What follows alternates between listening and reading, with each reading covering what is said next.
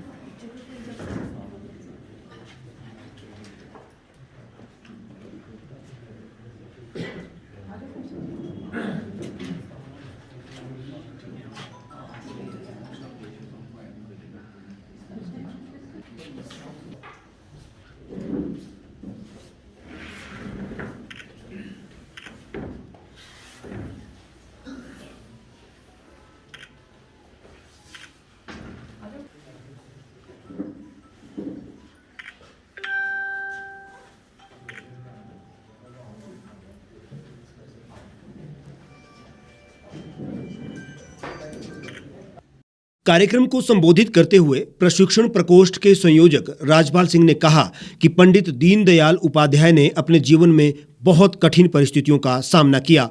9 वर्ष तक वो स्कूल न जा पाए और उसके उपरांत अपनी मेहनत द्वारा कॉलेज और यूनिवर्सिटी में अपनी शिक्षा पूर्ण की। आईएएस में चयन होने के उपरांत भी उन्होंने देश सेवा को पहले चुना। वो संघ के प्रचारक थे और जब उनको राजनीतिक क्षेत्र में भेजा गया तो उन्होंने तुष्टीकरण की राजनीति समाप्त करने के लिए उत्तम कार्य किया। वो एक सफल पत्रकार, आर्थिक विशेषज्ञ भी थे।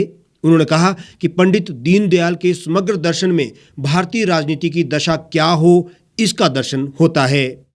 हुआ 8 वर्ष के भी नहीं थे जब माता जी का देवसान हुआ, 10 वर्ष के भी नहीं थे कि नाना जी चल बसे जो उनकी देखभाल कर रहे थे, और 18 साल के जब हुए तो उनका अनुज, उनका छोटा भाई, वो चल बसा।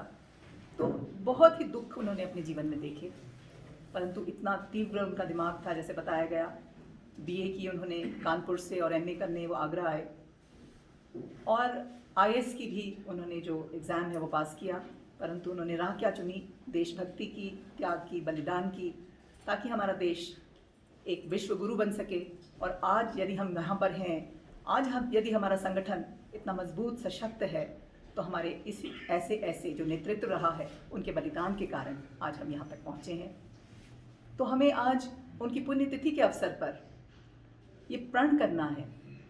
यहाँ आज हम ये प्रण करके जाएं कि उनके जीवन के बारे में और अध्ययन करेंगे, क्योंकि जब हम महापुरुषों के बारे में अध्ययन करते हैं तो हमारे मन में जो देश के प्रति, समाज के प्रति एक बहुत बलिदान की और एक भावना आती है कि हम कल्याण के लिए, लोगों को कल्याण के लिए कार्य करें, अपने संगठन के कल्याण के लिए कार्य करें। और जो उन्होंने विचार दिया, जो उन्होंने दर्शन दिया, एक आत्म मानववाद, उसको सुदृढ़ करें, उस पर चलें। इसके बारे में हम जितना पढ़ेंगे, जितना सुनेंगे, जैसे आज हमने सुना, उतना हमारा दिमाग में इसके बारे में ज्ञान बढ़ेगा। इतने ज्ञानी महापुरुषों ने आज इस बारे में आपको बताया है। तो आज जिस प्रकार से राजपाल जी ने भी कहा कि हम यहाँ से प्रण करके उठें कि अवश्य हम उनके जीवन के बारे में पढ़ेंगे, उससे प्रेरणा लेंगे। और यदि हम इस भावना से अपने संगठन के लिए कार्य करेंगे तो हमारा संगठन मजबूत होगा, हमारी सरकार मजबूत होगी और हमारे देश में सब और खुशहाली होगी, प्रेम होगा और एकता होगी। तो इसी भावना के साथ आज हम यहाँ से जाएं कि आज हम पंडित दीनदयाल उपाध्याय जी की पुण्यतिथि के इस कार्यक्रम से जब जाएं तो एक नई भावना से जाएं और अपने देश को सशक्त करके उसे विश्व गुरु बनाने के लिए यहाँ से उठें।